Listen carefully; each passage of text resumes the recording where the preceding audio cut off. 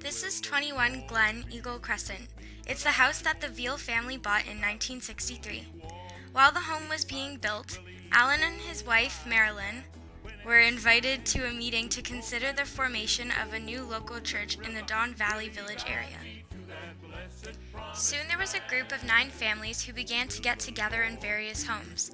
When the construction of 21 Glen Ridge was completed in October 1963, it became the meeting place for our church, which was officially incorporated as Don Valley Bible Chapel. Others soon joined our new church plant from various brethren backgrounds. There was a unity of spirit and purpose that enabled us to move ahead together. We soon began a Friday evening children's club at Dallington Public School, and our church continued to grow. When the new Kings Lake Public School was built in 1964, we began to meet in the school on Sundays and Fridays. It wasn't long until we purchased a site on Axsmith Crescent. At the time, our church was anxious to have a physical presence in the neighborhood. However, we didn't have enough funds to build a church building, so it was decided to put a portable building on the site instead. In the fall of 1965, Consolidated Building Corporation was just wrapping up their development in the area. They had for sale a small building that was their sales office. The office was located at Don Mills Road and Shepherd Avenue. Our church purchased the office and moved the building to Axsmith Crescent. The building was nicknamed the Pagoda and was where we gathered for Sunday services and midweek hobby class activities. The church outgrew the pagoda fairly quickly, and a building committee was soon commissioned to proceed with the construction of a permanent building. In 1968, the cornerstone was laid. This was a big event for our young church. Our building began to take shape, and it wasn't long before the pagoda was sold to another church group who moved it to another location. Finally, the new building was complete. It was almost as if people were just waiting for us to open the doors. The attractive, spacious building was soon home to many new faces. Our church experienced another phase of growth. In the early 70s, we began a number of new outreach initiatives. Summer outdoor services were held in the parking lot of the new Peanut Plaza. We showed sermons from science movies at Fairview Mall. Neighborhood visitation programs, together with special services, were carried out, and a real effort was made to minister to children. In 1979, plans for expanding our facility were made and another building project was started. It was a major project divided into phases. The additions included a foyer and a lounge, new office space, a new kitchen, and a gym. The last phase was completed in 1985. Work parties were common in those years, and many church members got involved to share the load. Our new home became the focal point of many years of ministry and fellowship. Outreach program efforts became a focus with the addition of the new gym and kitchen. At first, we held catered events in the gym. The Peanut Camp was formed and had a very successful run. Don Valley Christian Childcare was started and is still in operation today. We also had a thriving Awana program for many years. In the 80s, our elders and deacons struggled to keep up with the demands of leadership. So, the decision was made to hire some paid staff.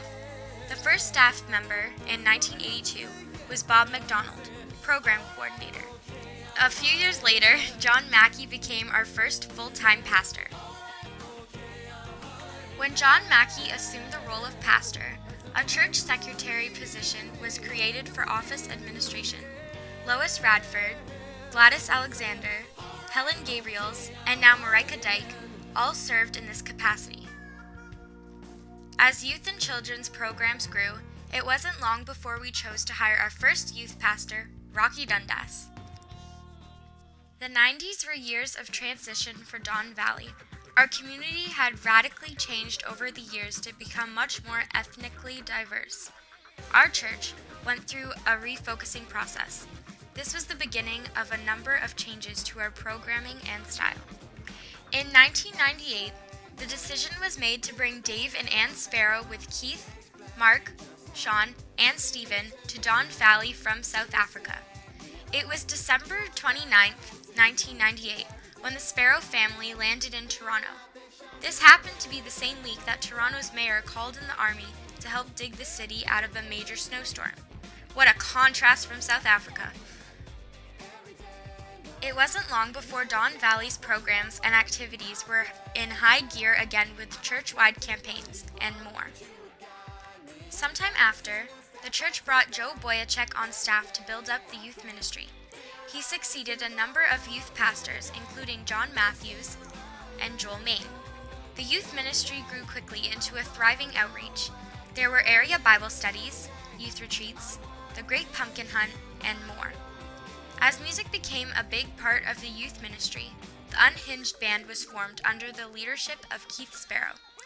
Eventually, Keith was hired as a director of music ministry, and more contemporary forms of music were introduced to the congregation. Ann Sparrow was instrumental in re-envisioning the day camp ministry and launching Summer in the Sun Day Camp. Both Mark and Stephen served on the praise teams and in the day camp. Sean worked with the youth and developed a sports outreach program. These were the purpose-driven and unhinged years of Don Valley. In July 2004, we began a church partnership with Toronto China Bible Church. We would be one of the first churches in our network to form such a partnership, giving a Chinese congregation a home and looking for ways to share in ministry together. Our churches have collaborated together for children's programs, youth programs, and joint Easter services. We have learned a lot through this cross-cultural church partnership, which continues to shape our ministry today. In fact, our church has a long tradition of cross-cultural work. Over the years, Don Valley has sent a number of people to minister in different cultures and places. The first person we sent was Lynn Phillips to serve as a nurse in Korea. Others would include Harry and Mary Yeoman to serve in Ecuador. Roy and Mary Agnes Parrott served in a variety of places including Italy, Zaire, and Zambia. George and Heather Topkins served for a time in Australia. Glenn Deligdish went to the Philippines. Wayne and Linda Rumsby worked for several years with the Urban Poor in downtown Toronto. Dan Copeland in the Dominican Republic and today in Mexico.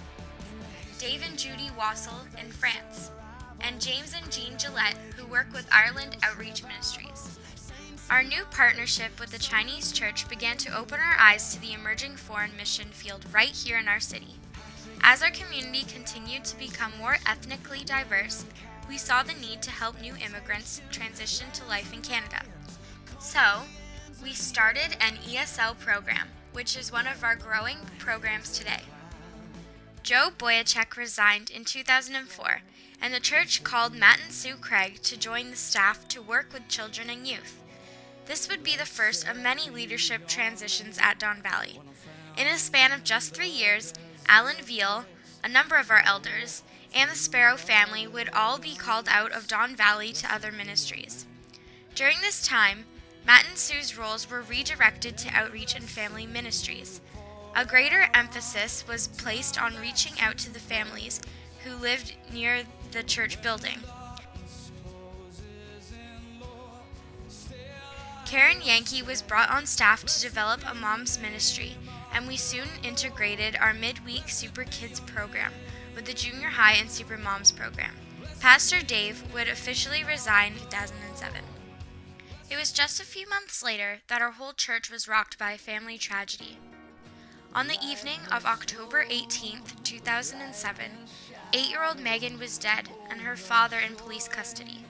To this day, we do not fully understand the complex mix of mental issues, stressful work conditions, poor choices, and forces of evil that contributed to this event. This event tested our faith to its core. However, what the enemy meant for harm, God used to challenge our pride and deepen our faith. In the months that followed, we prayed like never before. Instead of collapsing under the crushing weight of grief, we chose to trust God, and we met Him in the midst of our brokenness. We were given many opportunities to speak to authorities, teachers, and parents about Megan's faith in Jesus. We made new connections with families, and some are still part of our church and growing in Christ.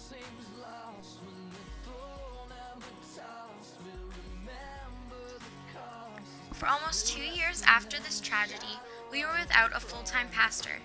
It was during this time Matt Craig began to take on more responsibility and participate in leadership development with our interim pastor, Dr. Bob McGregor. On September 20th, 2009, Matt Craig was appointed as our new lead pastor/teaching elder. Matt and the elders team began working on a renewal strategy and vision for our church. We also moved forward renovation plans for our aging building, but God had more to teach us.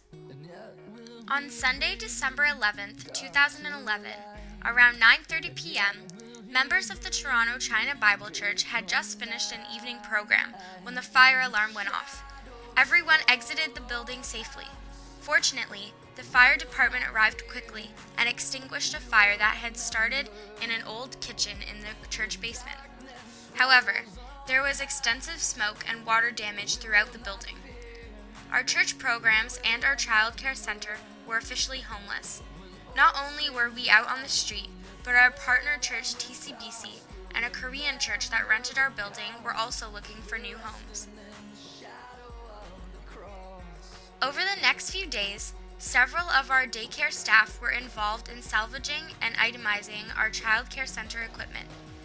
Lynn Rumsby was walking down the hallway observing the black soot on the walls when she recognized that one wall wasn't black. On that wall, just outside of the room where the fire began, hung a poster of all the pictures of our child care children. What a reminder that God protects His children. Within a few days, we had a temporary central meeting place to gather for as long as we needed. God had put the right people in the right place, and the Donway Seniors Home offered us space to meet free of charge. It took a little long for our child care to find a home and get a city approval for operation. What normally takes months happened miraculously in 3 weeks.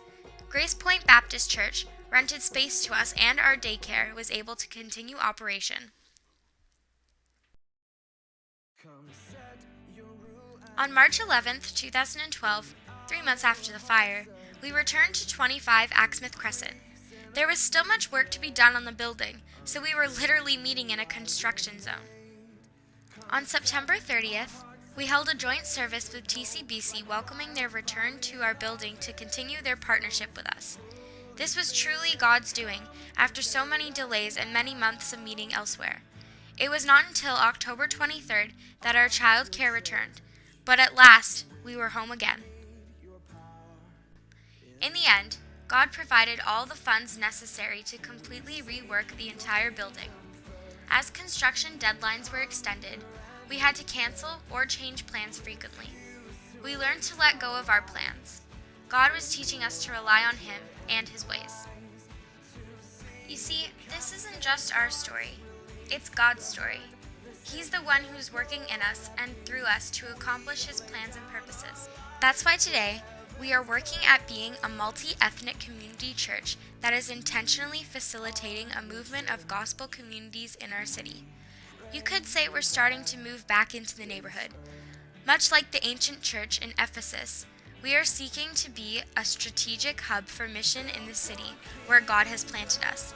As we go, we are finding ways to network with others in building up healthy churches everywhere that are making disciples and benefiting their communities. So even though a lot has changed over the years, we continue to be a church that is centered on the person and the work of Jesus Christ as taught in the Bible. We're convinced that it's through local churches that God is telling His great story of grace through faith in Jesus Christ. God's plan is unfolding chapter by chapter, and we just want to join Him in what He's already doing. Who knows, maybe you'll be part of it too.